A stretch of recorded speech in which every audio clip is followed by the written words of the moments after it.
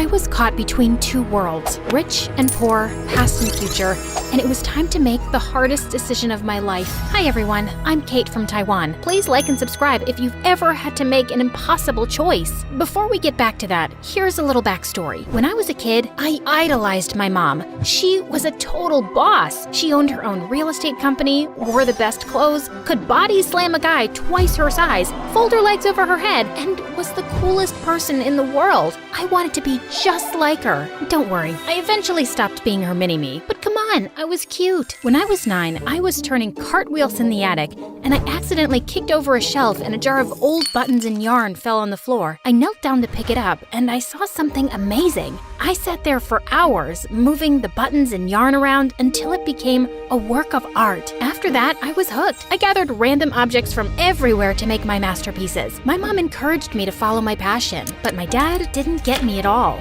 Get out of the trash can! I almost got it! Dad was barely ever home, and when he was, he never had time to talk to me. I didn't mind though, because my mom and I were close and she was all I needed. But then one day, completely out of the blue, Mom packed her bags and left. I'm sorry, sweetie. I hope someday you'll understand. She didn't explain or say when she was coming back, and of course, my dad wasn't any help. He shut himself in his room, hugging their old wedding photos and crying his eyes out while he sang old love songs off-key. For a little while, I felt totally lost and confused, and then one day at school, I met April. You made this? So cool!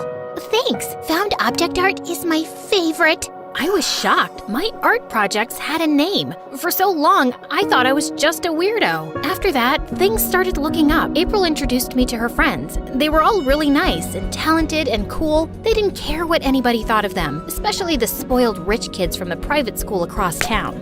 Freak! Snob! We clicked right away. It felt like I'd known them all my life. As the years passed, we spent all our time hunting down random items and transforming them into something new and beautiful. I still missed my mom, but hanging out with April and my friends made me feel much better. But of course, my stupid dad had to ruin it. I've decided to enroll you in a private high school across town. It's the best education money can buy.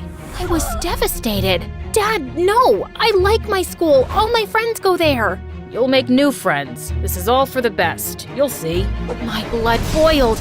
I couldn't believe this. My dad really sucked, but this time he'd gone too far. You sit on a throne of lies. You're the worst. Mom would never do this. Well, your mom's not here. Then Dad just stormed off. I begged and pleaded for him to change his mind, but he didn't budge. My life was over. I was going to be behind enemy lines in a private school filled with rich, judgmental, spoiled, dim-witted, money-obsessed snobs. April and my friends encouraged me to stay positive, so I tried to be optimistic. But when I got there, I discovered kids there were jerks. They even bullied their own teacher. Please don't tell me you actually paid for that outfit. Things were much worse than I ever imagined. Can you, not afford a tailor?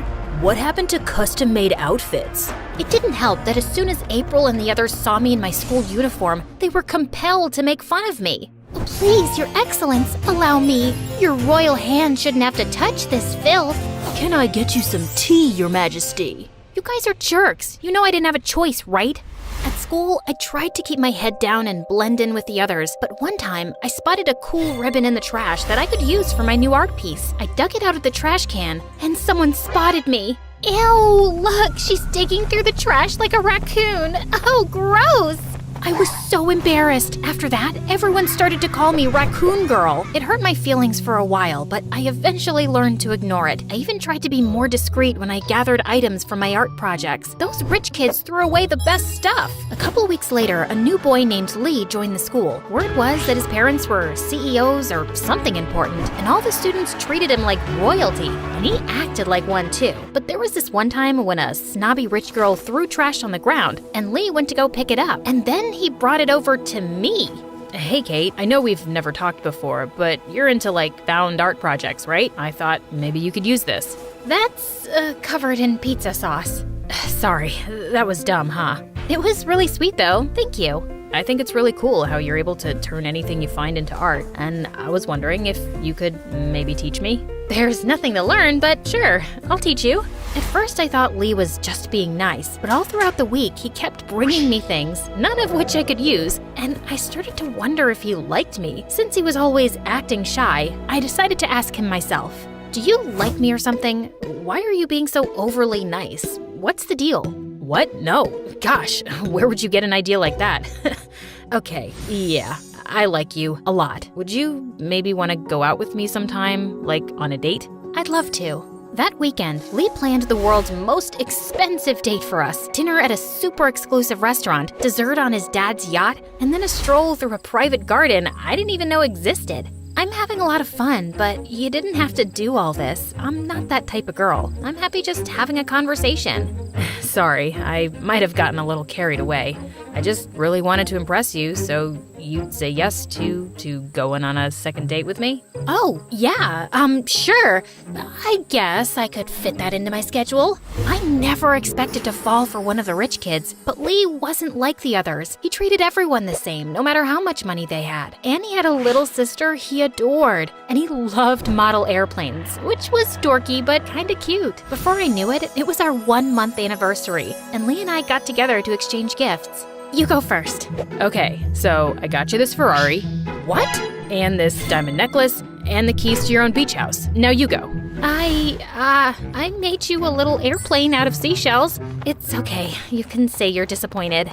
It's the nicest thing anyone's ever given me. It reminded me of the time I made my mom a macaroni picture frame when I was little. Sure, my mom said she loved it, but who really loves macaroni art? She never even put a photo in it. Lee seemed to genuinely like his gift though, which made me happy. I occasionally had to remind Lee that I wasn't into material things, but he was trying. I asked him to return everything and donate the money to charity. Everything except, okay, the Ferrari was cool.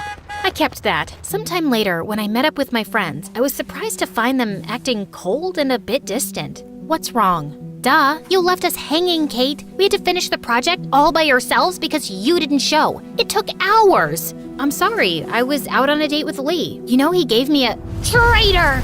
You've changed, Kate. You used to make fun of spoiled rich people, and now you've got the rich boyfriend and the fancy car, just like every other snob. I'm still the same person, and Lee's not like that. I really think you'd like him if you gave him a chance. April clearly disagreed, but I managed to convince her and my other friends to invite Lee to work on our next project so they could get to know each other. Thankfully, it went perfectly. My friends and Lee totally hit it off, and from then on, we all met up often. Okay, that was a lie. But in my defense, the truth made me want to cry. Our big hang sesh started out well enough, but things went downhill fast after Lee, oops, did that. Don't you build model planes? I thought you'd be better at this, Richie Rich. My models come with instructions that tell you where each piece goes. Instructions are for babies. Can't say I'm surprised, Richie Rich.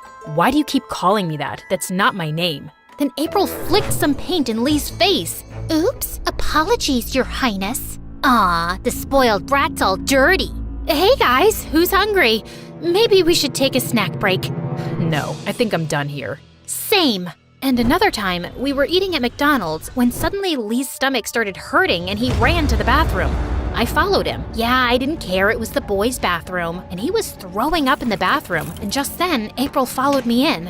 Aw, is the Richie Rich boy not used to eating junk food and all the disgusting stuff that poor people eat? Stop it, April. It's that edible sculpture you gave me. The sneakers that were made from cheese and bread and... Oh, you actually ate that?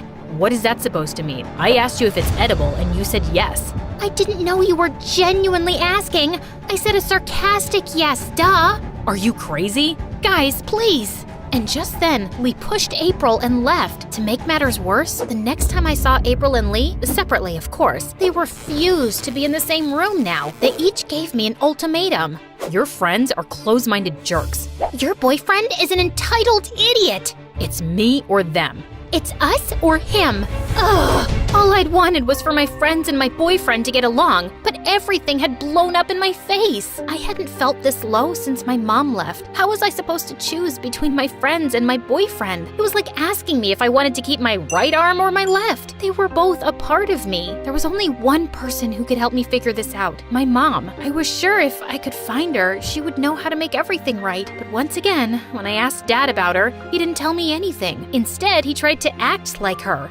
If there's something on your mind, you can talk to me, you know. I need to talk to Mom. She's the only person who can help. Your mom's a lot better at running from problems than solving them. Like you're any better? You barely even talked to me before Mom left. All you cared about was money. You don't know what you're talking about. No matter how much I begged, my dad refused to tell me where to find my mom. He was probably afraid that if I found out, I'd leave and live with her instead. Things got worse after that. Lee and April called me every day to pressure me to give them an answer, but I wasn't ready to make a choice yet. Unfortunately, that meant my birthday was pretty lonely until my dad gave me an envelope from my mom.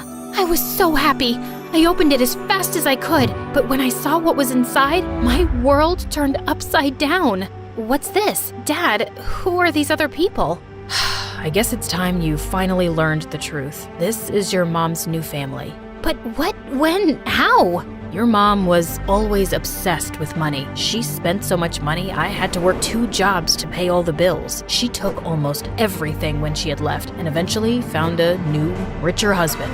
I was stunned. I'm sorry I didn't tell you sooner, honey. Your mom has always been your hero, and I didn't want to take that away from you. But you're old enough now to know the truth. And by the way, happy birthday.